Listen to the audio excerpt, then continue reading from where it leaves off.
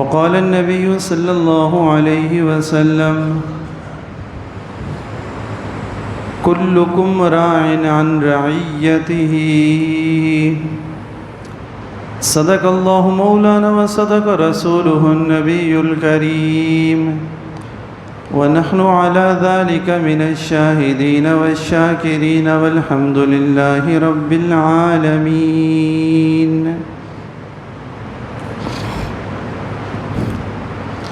اللهم صل على سيدنا محمد وعلى آل سيدنا محمد وبارك وسلم. اللهم صل على سيدنا محمد وعلى آل سيدنا محمد وبارك وسلم. اللهم صل على سيدنا محمد وعلى آل سيدنا محمد وبارك وسلم. اٹھ کے اب بزم جہاں کا اور ہی انداز ہے،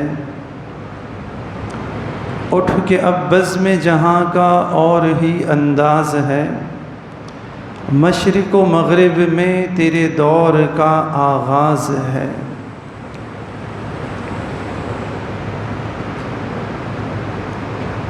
اس وقت پوری دنیا میں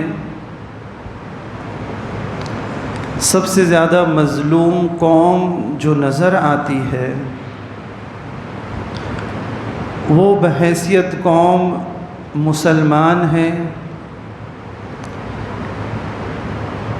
جو ہر کسی کے ظلم و ستم کا نشانہ بنے ہوئے ہیں. حالانکہ ہم اگر مسلمانوں کی تعداد اور کثرت کی بات کریں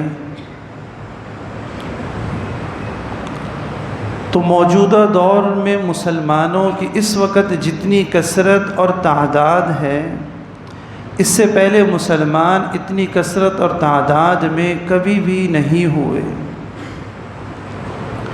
پھر اللہ رب العزت کا ہمیشہ سے مسلمانوں پر ایک احسان رہا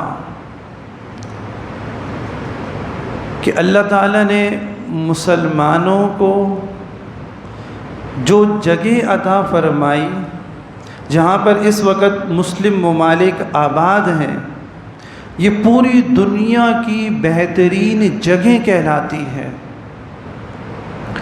آپ اگر جغرافیائی طور پر دیکھیں تو انڈونیشیا سے لے کر مراکش تک مسلم ممالک کی ایک زنجیر اور چین بنی ہوئی ہے. بیچ میں ایک دو کوئی غیر مسلم اور دشمن قوموں کے ملک آباد ہیں، ورنہ اگر انہیں نکال دیا جائے تو پوری ایک زنجیر مسلم ممالک کی بن جاتی ہے. اور اللہ تعالیٰ نے مسلمانوں کو جو یہ خطہ عطا کیا، یہ خطہ ایسا ہے کہ جنگی حکمت عملی کے اعتبار سے پوری دنیا کو صرف اس خطے سے کنٹرول کیا جا سکتا ہے.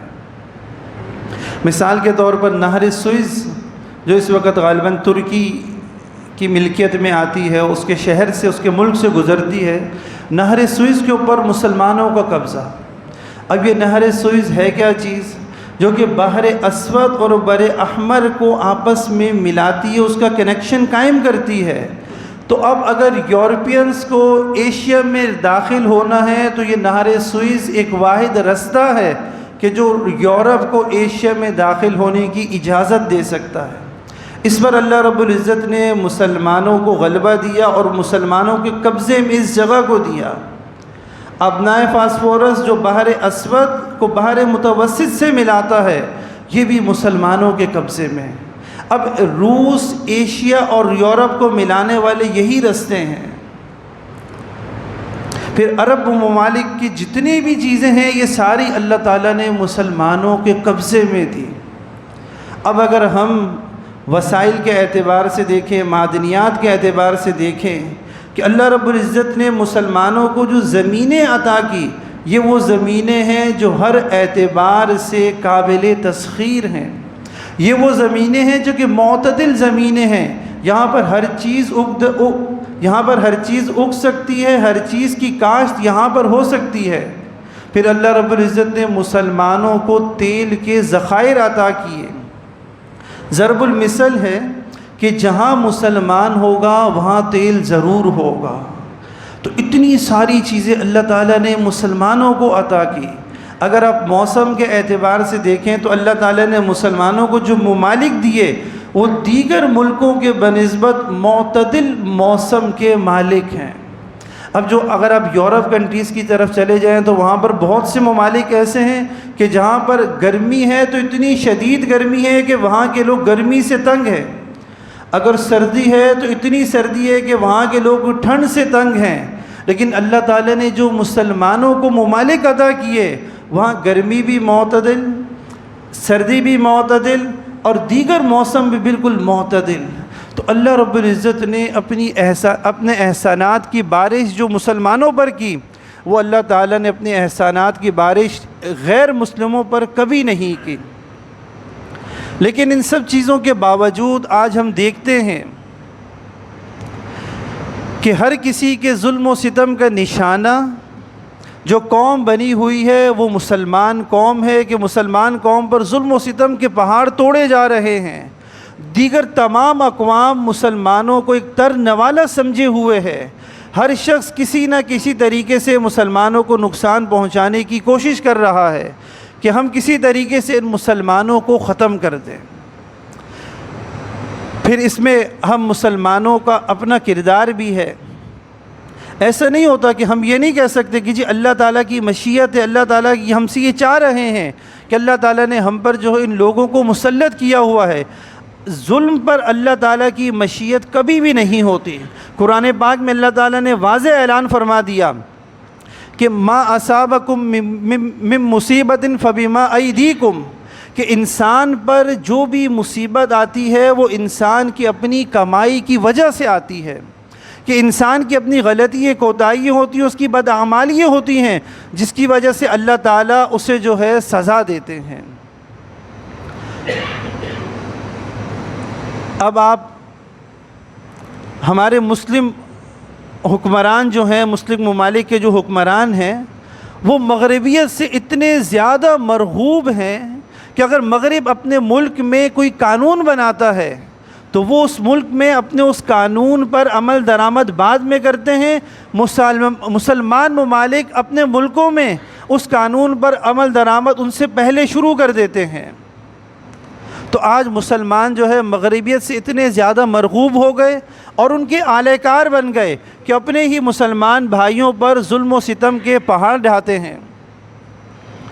یہی وجہ ہے کہ نبی علیہ الصلوۃ والسلام کا ارشاد ہے، آپ علیہ الصلوۃ والسلام نے فرمایا کہ ایک زمانہ ایسا آئے گا کہ مسلمان اس وقت تعداد میں بہت زیادہ ہوں گے لیکن غثاء کا غثاء السیل، لیکن وہ سمندر کی جھاگ کے برابر ہوں گے، کہ جس طرح سمندر کی جھاگ اور خس و خوشاک ہوتے ہیں جس کی کوئی حیثیت نہیں، مسلمان جو ہے تعداد میں زیادہ ہونے کے باوجود اس طریقے سے ہوں گے۔ تو عزیز دوستو، آج جو مسلمانوں کی یہ پستی ہے اور مسلمان جو اس پستی کے اندر دن بدن جاتے جا رہے ہیں، علماء کی ذمہ داری بنتی ہے مسلمانوں کو دو کاموں کی طرف توجہ دلانا۔ میں امید سے کہتا ہوں کہ اگر مسلمان ان دو کاموں کی طرف اپنی توجہ مبذول کروا لیں اور ان دو کاموں کو کرنا شروع کر دیں تو وہ دن دور نہیں کہ پھر اللہ رب العزت مسلمانوں کو دوبارہ وہی عروج عطا فرمائیں گے کہ مسلمان پوری دنیا پر پھر غالب آئیں گے، ہر طرف اسلام پھلتا اور پھولتا ہوا نظر آئے گا۔ وہ دو کام کیا ہیں؟ ایک کام اس میں یہ ہے کہ اپنی اصلاح کرنا، اور دوسرا کام یہ ہے کہ رجوع الی اللہ کرنا۔ اپنی اصلاح کرنے کے بارے میں اللہ رب العزت نے قرآن پاک میں بھی ارشاد فرمایا، یا ایھا الذین آمنوا علیکم انفسکم، اے ایمان والو تم پر لازم ہے کہ تم اپنی اصلاح کرو، اپنے نفس کی تم فکر کرو۔ تو اللہ تعالیٰ نے ایمان والوں پر یہ لازم کیا کہ سب سے پہلے وہ اپنی اصلاح کریں۔ آج ہمارا حال یہ ہے کہ کہیں پر بھی اگر دو چار بندے ہم بیٹھ جائیں تو ہم دوسروں کی باتیں کرنا شروع کر دیتے ہیں کہ وہ بندہ ایسا ہے، فلاں ایسا ہے، اس میں دیکھو یہ خرابی ہے، لیکن ہمیں اپنے عیب جو ہیں وہ نظر نہیں آتے۔ ہم نے کبھی اپنی طرف اپنے گریبانوں میں جھانک کر نہیں دیکھا کہ ہم کیا کر رہے ہیں، ہمیں کیا کرنا چاہیے۔ دوسروں کے عیب بیان کرنا آسان، لیکن اپنے عیبوں پر مطلع ہونا یہ انتہائی مشکل کام ہے۔ ہمیں تو شیطان دھوکہ دے کر ہمارے عیب ہی ہمیں ہنر دکھاتا ہے کہ ہمارا جو عیب ہے یہ عیب نہیں، یہ تو ہمارا کمال ہے۔ اگر ہم کسی سے جھوٹ بول کر چالاکی سے اپنا کام نکال لیتے ہیں تو یہ تو ہمارا کمال ہے، یہ ہمارا عیب نہیں ہے۔ ان شیطان نے ہمیں اسی دھوکے میں رکھ کر ہمیں اپنی اصلاح کرنے سے دور کر دیا۔ نبی علیہ الصلوۃ والسلام کو جب اللہ تعالیٰ نے مبعوث فرمایا تو آپ علیہ الصلوۃ والسلام نے بھی آ کر سب سے پہلے انسانیت کی اصلاح کی فکر کی۔ اب دیکھیں اصلاح کرنے کے طریقے اور انداز جو ہیں یہ مختلف ہیں۔ اب حضرات صحابہ کرام اور عرب قوم جو ہے ان کے خون میں جنگ کرنا شامل ہے کہ یہ بغیر جنگ کے نہیں رہ سکتے۔ اب نبی علیہ الصلوۃ والسلام نے یہ نہیں کیا کہ انہیں آ کر آپ علیہ الصلوۃ والسلام نے اس جنگ کرنے سے روک دیا، بلکہ نبی علیہ الصلوۃ والسلام نے اس جنگ کا رخ موڑ دیا۔ رخ کیسے موڑا کہ پہلے یہ آپس میں قبائلی دشمنی کی وجہ سے لڑتے تھے، چھوٹی چھوٹی سی باتوں کی وجہ سے آپس میں صدیوں تک ایک دوسرے سے جنگ جاری رکھتے تھے۔ اب نبی علیہ الصلوۃ والسلام نے ان کی اصلاح کرنے کا طریقہ یہ کیا کہ آپ علیہ الصلوۃ والسلام نے ان کی لڑائی کو اللہ کے لیے موڑ دیا کہ اگر تم نے کسی سے دشمنی کرنی ہے تو تمہاری دشمنی اللہ کے لیے ہو، اگر تم نے کسی سے محبت کرنی ہے تو تمہاری محبت اللہ کے لیے ہو۔ تو سب سے پہلے انسان کو اپنی اصلاح کی فکر کرنی چاہیے، اور حدیث مبارکہ میں بھی ہمیں جو اسی چیز کا حکم دیا گیا۔ نبی علیہ الصلوۃ والسلام نے ارشاد فرمایا کہ قرب قیامت میں جب ایسا زمانہ آ جائے کہ معاشری جو ہے وہ حرص و لالچ والا ہو، کفر دندناتا پھر رہا ہو اور مسلمانوں کی حالت زار ہو، تو ایسے حالات میں ہر شخص کو چاہیے کہ وہ اپنی اصلاح کرے اور اپنی فکر کرے۔ اگر انسان اپنے آپ کو درست کرنا شروع کر دے تو بہت جلد معاشرے کا بگاڑ جو ہے یہ ختم ہو جاتا ہے۔ آج ظاہر بات ہے کہ ہم جب اپنے آپ کو ہی سدھارتے نہیں، اپنے آپ کی ہم اصلاح نہیں کرتے، ہم جب اپنے آپ کو ہی سب کچھ سمجھتے ہیں اور ہمارا مد مقابل ہمارے سامنے والا بھی اپنے آپ کو سب کچھ سمجھتا ہے، تو یقیناً پھر ان دو بندوں میں کبھی بھی صلح نہیں ہو سکتی۔ جب دونوں بندوں نے یہ تہیہ کیا ہوا ہے کہ میں نے کسی معاملے میں ہار نہیں ماننی، تو یہ ساری رات کیا ساری زندگی آپس میں کسی ایک چھوٹے سے معاملے پر بھی بحث کرتے رہیں تو یہ کبھی بھی کسی نتیجے پر نہیں پہنچ سکتے۔ تو سب سے پہلے اس وقت ضروری ہے کہ انسان کو چاہیے کہ وہ اپنی اصلاح کرے، اور دوسری چیز جو ہے وہ رجوع اللہ، اللہ رب العزت سے ہم نے اپنے رابطے کو مضبوط کرنا ہے۔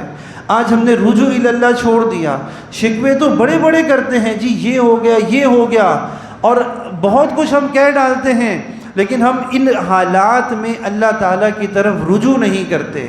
اللہ تعالیٰ کی طرف اگر رجوع ایک مشرک بھی کرے تو اللہ تعالیٰ اس مشرک کے رجوع کرنے پر بھی اللہ تعالیٰ اس مشرک کو مصیبت سے نجات عطا فرما دیتے ہیں۔ یہ وہ مشرک جو اللہ تعالیٰ کا دشمن ہے، جو اللہ تعالیٰ کو روئے زمین پر سب سے زیادہ ناپسند شخص ہے، اگر یہ اللہ تعالیٰ کی طرف رجوع کر لے تھوڑی دیر کے لیے بھی تو اللہ تعالیٰ جو ہے اسے اس کی مصیبت سے نکال دیتے ہیں۔ قرآن پاک میں سورہ یونس آیت نمبر 22 غالباً اللہ تعالیٰ نے مشرکین کا ایک تذکرہ کیا کہ جب یہ مشرک لوگ کشتیوں میں سوار ہوتے ہیں اور پانی جو ہے مختلف ہوتے لیتا ہے، ان کی کشتی ڈوبنے لگتی ہے، دعوا اللہ مخلصین لہ الدین، تو یہ اس وقت اللہ تعالیٰ کو خالص ہو کر اخلاص کے ساتھ مخلص ہو کے اللہ رب العزت کو پکارتے ہیں، اللہ تعالیٰ سے دعا کرتے ہیں۔ اللہ تعالیٰ پھر ان مشرکین کو اس کیفیت سے، اس مشکل سے نجات دلا کے کنارے تک پہنچا دیتے ہیں۔ جب اللہ تعالیٰ اپنے دشمن کی مصیبت میں فریاد کو سنتے ہیں تو پھر اہل ایمان اور موحد توحید والا جو اللہ رب العزت کو ایک یکتا مانتا ہے، اللہ تعالیٰ کے ساتھ کسی کو شریک نہیں کرتا، تو سوچئے کہ کیا اللہ رب العزت اپنے اس موحد بندے کی اگرچہ وہ گناہگار کیوں نہ ہو، اللہ تعالیٰ کے اس بندے کی دعا نہیں سنیں گے؟ ضرور اللہ رب العزت اپنے اس دوست بندے کی دعا کو سنیں گے۔ تو آج ضرورت ہے ہمیں دو کاموں کے کرنے کی۔ ایک کام تو ہمیں یہ کرنا ہے کہ ہمیں اپنی اصلاح کرنی ہے، اور دوسرا کام ہمیں یہ کرنا ہے ہمیں اللہ رب العزت سے اپنے رابطے کو مضبوط کرنا ہے۔ نبی علیہ السلام نے بھی حضرات صحابہ کرام پر اسی چیز کی محنت کی۔ ایک حضرات صحابہ کرام کی آپ علیہ السلام نے اصلاح کی، اور دوسرا نبی علیہ السلام نے صحابہ کرام کا تعلق اللہ تعالیٰ سے مضبوط جوڑ دیا۔ پھر نبی علیہ السلام نے ایسا تعلق جوڑا کہ پھر ان صحابہ کرام کے لیے اللہ رب العزت کے دین کے خاطر اپنی گردنیں کٹوانا بھی انہیں مشکل نہیں لگتا تھا۔ اپنے مال و دولت اللہ تعالیٰ کے رستے میں نچھاور کرنا ان صحابہ کرام کو پھر مشکل نہیں لگتا تھا۔ دنیا کے بڑی سی بڑی مشکل کو یہ صحابہ کرام آسانی سے حل کر لیا کرتے تھے۔ یہی صحابہ کرام کا تعلق تھا۔ بہت سے واقعات ایسے کہ صحابہ کرام مختلف جگہوں پر گئے، بغیر کوئی دعوت دیے ہوئے صرف اپنے اس تعلق مع اللہ کے ذریعے حضرات صحابہ کرام نے پورے ملکوں کو مسلمان کر دیا۔ دو صحابی عرب سے نکل کے کسی دوسری جگہ پر گئے، غالباً انڈونیشیا کی طرف دو صحابہ کرام ہجرت کر کے گئے، اور وہاں پر انہوں نے اپنا کاروبار اور اپنا بزنس شروع کیا، اور صحابہ کرام نے وہاں پر بزنس کے دوران بھی تعلق مع اللہ کو نہیں چھوڑا۔ بزنس کے دوران بھی اللہ رب العزت سے تعلق کو قائم رکھا۔ اب اللہ رب العزت سے تعلق کا سب سے پہلا اور بنیادی چیز جو ہے وہ یہ ہے کہ ہم نماز کی پابندی کریں۔ اب ان دو صحابہ کرام کا طرز کیا تھا کہ جب بھی نماز کا وقت ہوتا تو وہ اپنی دکان بند کرتے، اپنا بزنس بند کرتے، اور جا کر اللہ رب العزت سے تعلق کو مضبوط کرتے اور نماز میں مشغول ہو جاتے۔ اب وہاں کے لوگوں نے دیکھا کہ مخصوص اوقات میں دن میں یہ حضرات جو ہے اپنے کاروبار کو بند کر کے چلے جاتے ہیں۔ اب وہ گئے تو انہوں نے ان کے پیچھے کی اور جا کر دیکھا کہ یہ تو کچھ مخصوص افعال کو کر رہے ہیں۔ ان سے پوچھا کہ آپ یہ کیا کر رہے ہیں؟ انہوں نے کہا کہ ہم اپنے رب سے اپنے تعلق کو مضبوط کر رہے ہیں۔ تو انہیں حضرات صحابہ کرام کی یہ ادا اتنی پسند آئی، تو انہوں نے کہا کہ آپ اپنے رب سے ہمارا تعلق بھی جوڑ دیجئے۔ تو اللہ تعالیٰ نے بغیر جنگ کے، بغیر دعوت کے، صرف تعلق مع اللہ کو مضبوط کرنے کی وجہ سے اللہ تعالیٰ نے پورے ملک کو ان دو صحابہ کرام کے قدموں میں لا کر ڈال دیا۔ آج جو مسلمان در در کی ٹھوکریں کھا رہا ہے، آج جو مسلمان پریشان ہے، اور ہر شخص جو ہے وہ نفسی کے عالم میں ہے، ہر طرف سے کہیں سے بھی اگر کوئی کسی مظلوم کی صدا آتی ہے تو وہ مظلوم ہمیں مسلمان نظر آتا ہے۔ اگر ہم یہ چاہتے ہیں کہ ہم اس پستی سے نکلے اور دوبارہ اپنے عروج کی طرف آئے تو ہمیں ان دو کاموں کی طرف توجہ دینی ہوگی۔ ایک ہمیں اپنی اصلاح کرنی ہوگی، اور دوسرا ہمیں اللہ رب العزت سے اپنے تعلق کو مضبوط کرنا ہوگا۔ دعا ہے کہ اللہ رب العزت ہمیں ان دونوں کاموں پر دل جمی کے ساتھ عمل کرنے کی اور اس پیغام کو دوسروں تک پہنچانے کی توفیق عطا فرمائیں۔ وآخر دعوانا ان الحمد للہ رب